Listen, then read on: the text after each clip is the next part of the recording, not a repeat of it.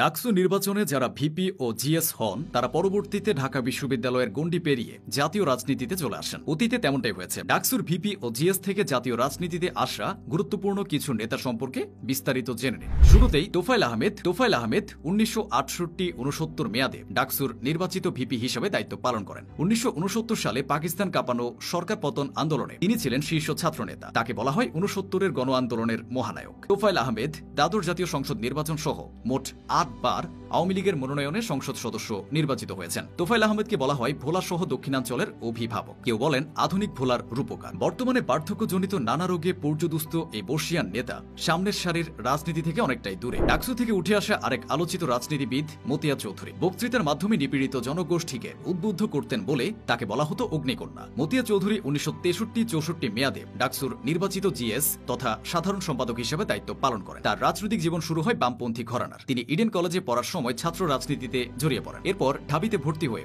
রাজনীতিতে আরো বেশি সক্রিয় হন। 1965 সালে বাংলাদেশ ছাত্র ইউনিয়নের সভাপতি নির্বাচিত হন। 1970 ও 71-এর মাঝামাঝি সময়ে তিনি বাংলাদেশের স্বাধীনতা সংগ্রামে আহতদের শুশ্রূষায় সক্রিয় অংশগ্রহণকারী ছিলেন। পরবর্তীতে মতিয়া আওয়ামী লীগের প্রেসিডিয়াম সদস্য হন। কৃষিমন্ত্রী ছাড়াও দায়িত্ব পালন করেছেন জাতীয় সংসদের উপনেতা হিসেবে। 2024 সালের 16 অক্টোবর 82 বছর বয়সে তিনি ইন্তেকাল করেন। মতিয়া চৌধুরীর সঙ্গে একই মেয়াদে ডাকসুর ভিপি ছিলেন রাশেদ খান মেনন। রাশেদ খান মেনন একজন প্রতিষ্ঠা কমিউনিস্ট নেতা ও শেখ মুজিবুর রহমানের সময়কার নামকরা ছাত্রনেতা। ডাকসুর ভিপি হিসেবে নেতৃত্ব দেওয়া এই বামপন্থী নেতা বাংলাদেশের ওয়ার্কার্স পার্টির বর্তমান সভাপতি এবং বাংলাদেশ জাতীয় সংসদে বেশ কয়েকবার নির্বাচিত সংসদ সদস্য। তিনি আওয়ামী লীগ নেতৃত্বাধীন মহাজোট সরকারের মন্ত্রী হিসেবেও দায়িত্ব পালন করেছেন। ছাত্র জনতার অভ্যুত্থান পরবর্তীকালে 2024 সালের আগস্টে বেশ কয়েকটি মামলায় গ্রেফতার হন রাশেদ খান মেনন। বর্তমানে তিনি কারাগারে আছেন। ডাকসু থেকে উঠে আসা আরেক গুণী রাজনীতিবিদ আসম আব্দুর রব। তিনি 1970-71 মেয়াদে ডাকসুর ভিপি ছিলেন। মুক্তিযুদ্ধ চলাকালীন ঢাকা বিশ্ববিদ্যালয়ের মানচিত্র খচিত পতাকা উত্তোলনের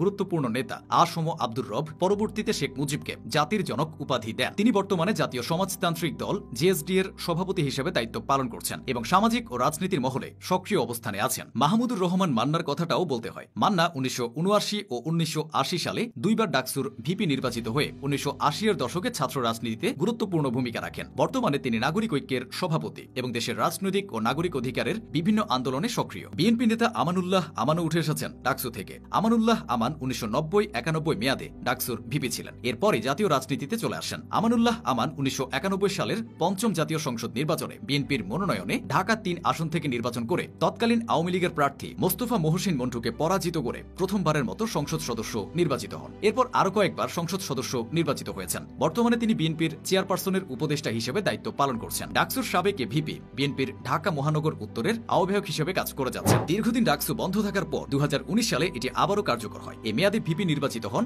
নুরুল হক নূর। 2018 সালে কোটা সংস্কার আন্দোলন চলাকালে ছাত্র সমাজের নজরে আসেন। পরে ডাকসুর ভিপি হয়ে ধীরে ধীরে জাতীয় রাজনীতিতে সক্রিয় হন। বর্তমানে তিনি গণ অধিকার পরিষদের সভাপতি। নূরকে বাংলাদেশের রাজনীতির ভবিষ্যৎ মনে করা হয়। বহু চড়াই উতরাই পেরিয়ে তিনি টিকে আছেন। ডাকসু নির্বাচন কিভাবে জাতীয় রাজনীতিতে প্রভাব রাখে এই নেতারা তারই চাক্ষুষ সাক্ষী।